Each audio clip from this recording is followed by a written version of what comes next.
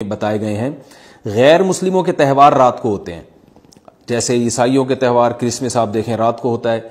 تو اس کی وجہ یہ ہے کہ اسلام نے دن کی روشنی میں تہوار رکھے ہیں۔ بہت ساری حکمتیں اس میں ہو سکتی ہیں، پوری حکمتیں تو ہم نہیں جانتے، لیکن کچھ سرسری غور سے کچھ حکمتیں ہمارے سامنے آتی ہیں کہ رات کا وقت ایسی چیز ہے جو اللہ نے عبادت کے لیے بنایا یا آرام کرنے کے لیے، سونے کے لیے بنایا۔ رات میں اگر آپ سیلیبریٹ کریں گے کسی بھی عمل، یعنی کوئی خوشی منائیں گے، تو اس میں انسان کی گناہوں کی طرف توجہ زیادہ جاتی ہے۔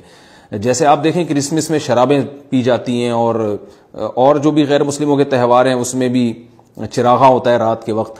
تو جبکہ ہمارے ہاں جو عید الفطر ہے وہ دن کی روشنی میں ہم نماز پڑھ کے اس کی ابتدا کرتے ہیں۔ تو آپ کہہ سکتے ہیں کہ شب برات کو کوئی تہوار تو نہیں مانتا، تو دیکھیں تہوار زبان سے ماننا ضروری نہیں ہے، آپ اپنے عمل سے جب کوئی ایسا کام کرتے ہیں جو تہواروں میں کیا جاتا ہے تو اس کا مطلب یہ ہوا کہ آپ اس کو تہوار مان رہے ہیں، یعنی آپ اس کو ایک خوشی کا دن مان رہے ہیں۔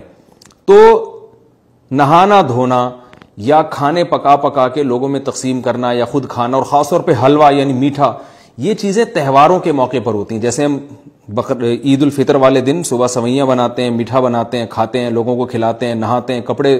ہر رات اور 15ویں شعبان کی رات میں فرق یہ ہے، ہر رات اللہ تعالیٰ نصف شب کے بعد جب آخری حصہ رات کا 1/3 رہ جاتا ہے تو آخر شب اپنا نزول اجلال فرماتا ہے، اور اس وقت آسمان دنیا پہ آ کے بندوں کی بخشش کے لیے ندا فرماتا ہے۔ یہ آخر شب ہے۔ اور 15 شعبان کی رات کی خصوصیت یہ ہے کہ ادھر سورج غروب ہوتا ہے 14ویں شعبان کا، تو غروب آفتاب کے ساتھ ہی اللہ تعالیٰ آسمان دنیا پر اپنی شان قدرت کے ساتھ نزول اجلال فرماتا ہے، اور طلوع فجر تک اللہ تعالیٰ انسانوں کے قریب آسمان دنیا پر آ کر لوگوں کی بخشش و مغفرت کا سامان فرماتے رہتے ہیں۔